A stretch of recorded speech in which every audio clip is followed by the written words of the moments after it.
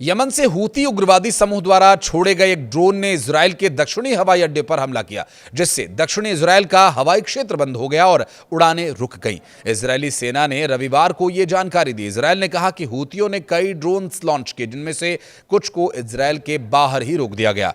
Israel हवाई अड्डा प्राधिकरण के अनुसार कम से कम एक ड्रोन दक्षिणी इजराइल शहर एलात के पास रेमन अंतर्राष्ट्रीय हवाई अड्डे के यात्री हॉल से टकरा। हूती ने कई बार इजराइल के डिफेंस सिस्टम को गच्चा देकर मिसाइली हमले भी किए। हमले के बाद हवाई अड्डे के कुछ घंटों के बंद किए जाने की खबर थी और इसके बाद वहां आने जाने वाले विमानों को अन्य शहरों तक डाइवर्ट करना पड़ा। गजा और इजरायली हमले के विरोध में नवंबर 2023 से हूती संगठन इजराइल और इजरायली संपत्तियों पर हमले कर रहा है। यमन के हूती विद्रोहियों ने रविवार को इजराइल के एयरपोर्ट पर ड्रोन से हमला किया। इजराइल की सेना ने कहा कि हूतियों की ओर से दागा गया एक ड्रोन देश की बहुस्तरीय वायु रक्षा प्रणाली को भेदते हुए देश के दक्षिणी हवाई अड्डे पर गिरा। इस हमले में हवाई अड्डे की खिड़कियों के शीशे उड़ गए। इससे एक व्यक्ति घायल भी हुआ और कुछ समय के लिए जो वाणिज्यिक हवाई क्षेत्र था उसे बंद करना पड़ा। इजराइल का कहना यह है कि ड्रोन रेमन हवाई अड्डे तक पहुंचा, लेकिन इससे सीमित नुकसान हुआ। हमले के कुछ घंटों में उड़ानें फिर से शुरू कर दी गईं। इजरायली सेना ने कहा कि ड्रोन हमले से पहले कोई चेतावनी सायरन नहीं बजाया गया था। घटना के बाद ये जांच की जा रही है कि ड्रोन को पहचानने में नाकामी कैसे हुई, बहुस्तरीय एयर डिफेंस सिस्टम कैसे फेल हो गया। हूतियों ने इस हमले की जिम्मेदारी ली है। यह ड्रोन अटैक यमन की हूती विद्रोहियों के कब्जे वाली राजधानी सना पर इजरायली हमलों के बाद हुआ। इसमें हूती प्रधानमंत्री और दूसरे शीर्ष अधिकारी मारे गए। इस हमले के यमन और इजराइल के बीच करीब 2 साल से जो चल रहा संघर्ष था वो और बढ़ जाने का अंदेशा पैदा हो गया। इजराइल ने कहा कि हूती विद्रोहियों ने रविवार को एक के बाद एक कई ड्रोन्स दागे। इनमें से अधिकतर को इजराइल के बाहर ही एयर डिफेंस के सिस्टम ने नष्ट कर दिया और एक ड्रोन इजराइल के दक्षिणी शहर इलाट के पास स्थित रेमन इंटरनेशनल एयरपोर्ट तक पहुंच गया और टर्मिनल इमारत के पास जाकर गिरा।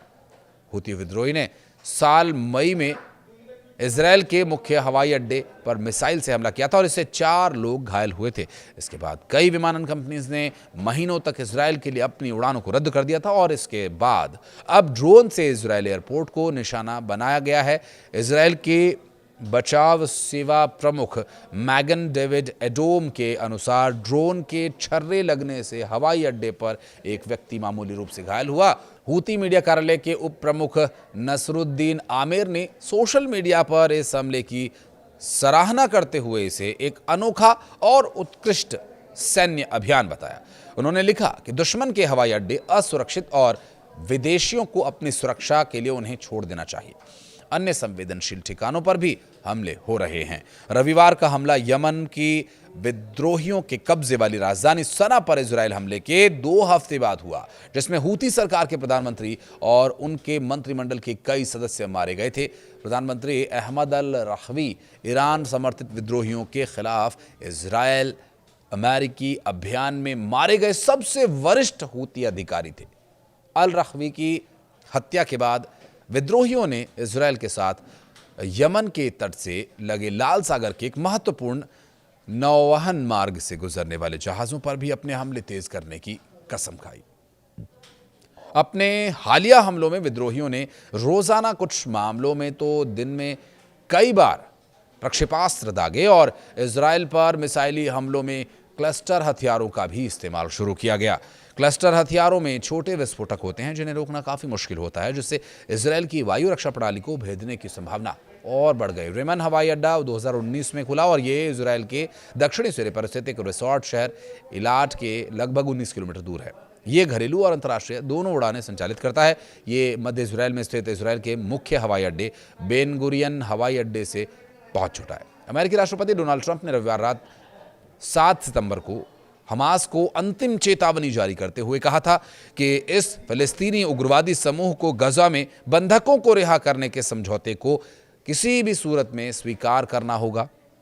ट्रंप ने सोशल मीडिया पर अधिक जानकारी दिए बिना कहा कि इजरायलियों ने मेरी शर्तें स्वीकार कर ली हैं, अब समय आ गया है कि हमास भी मान ले। मैंने हमास को न मानने पर अंजाम भुगतने की चेतावनी दी है और ये मेरी आखिरी चेतावनी है। दरअसल ये कहना है डोनाल्ड ट्रंप का। उनका कहना ये भी है कि अगली बार चेतावनी नहीं दूंगा।